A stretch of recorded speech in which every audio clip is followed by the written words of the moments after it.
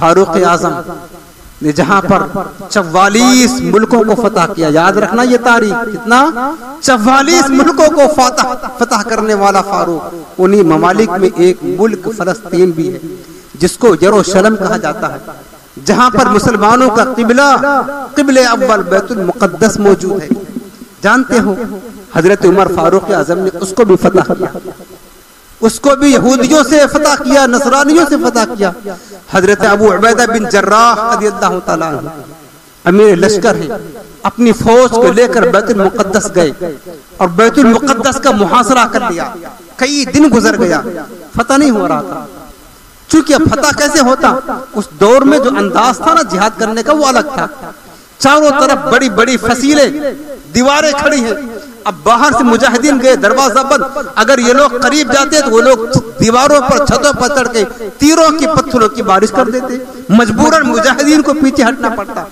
اسی طرح کئی دن گزر گئے، قلعہ فتح نہیں ہو رہا تھا، اور وہ لوگ جو شہر میں رہتے تھے وہ محصور ہو کر رہ گئے تھے، حتیٰ کہ ایک دن جو وہاں کا بڑا پادری تھا بیت المقدس کا، اس نے حضرت مسلمانوں کے امیر کو بلایا مصالحت کرنے کے لیے، تو اس نے خلاصہ کیا کہ دیکھو ہم نے اپنی پرانی کتابوں میں پڑھا ہے اس شہر بیت المقدس کو حضور کی امت کا ایک فرد ضرور فتح کرے گا، اس کا یہ حلیہ ہے، اس کا یہ انداز ہوگا، اس کی یہ صفات ہوگی، اس کا نام عمر بن خطاب ہوگا۔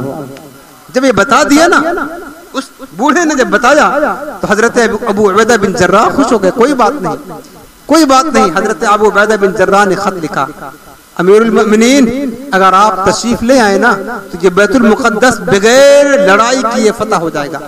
اب حضرت امیر المؤمنین کو جب خط ملا تو انہوں نے تیاری شروع کر دی۔ اب حضرت امیر المؤمنین چلے ہیں یروشلم کی طرف۔ یروشلم ملک فتح کرنے کے لیے کوئی عام ملک نہ تھا، یہ مسلمانوں کا قبلہ اول تھا، بیت المقدس۔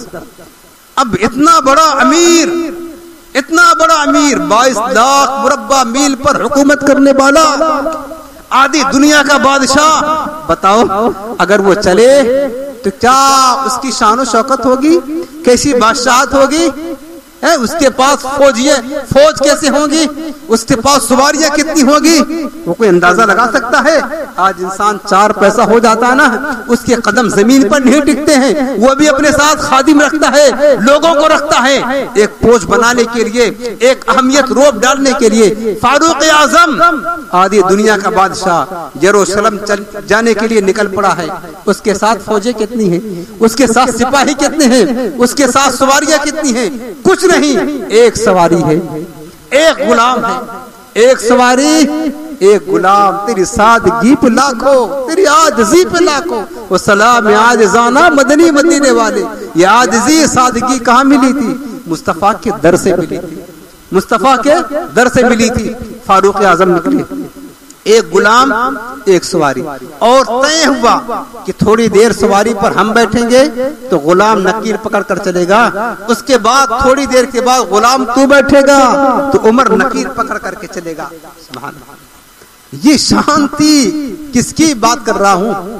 آدھی دنیا پر حکومت کرنے والا بادشاہ اعظم کی بات کر رہا ہوں۔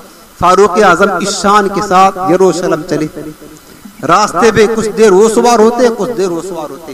جب بیت المقدس کا علاقہ قریب آیا علاقہ، تو جانتے اس وقت باری تھی غلام کی سواری پر بیٹھنے کی، اور امیر المؤمنین کی باری تھی پیدل نکیر پکڑ کر کے چلنے کی۔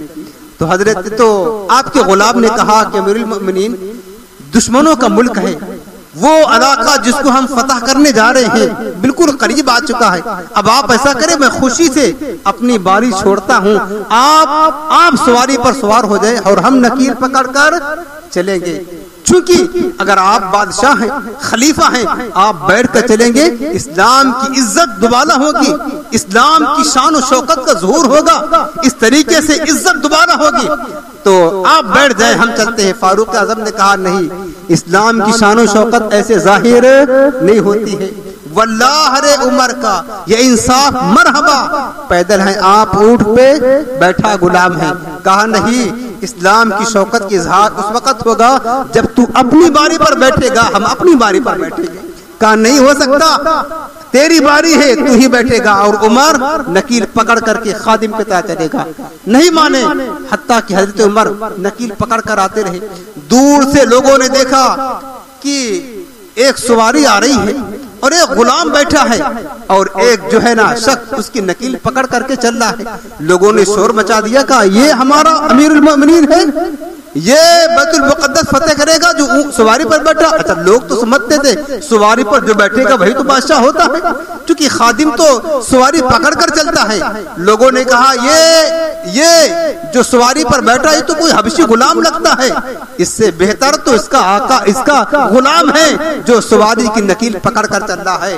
مسلمانوں نے کہا تم دھوکہ کھا رہے ہو، ہمارا امیر وہ نہیں جو سواری پر بیٹھا ہے، ہمارا بادشاہ وہ ہے جو نکیل پکڑ کر کے سواری کے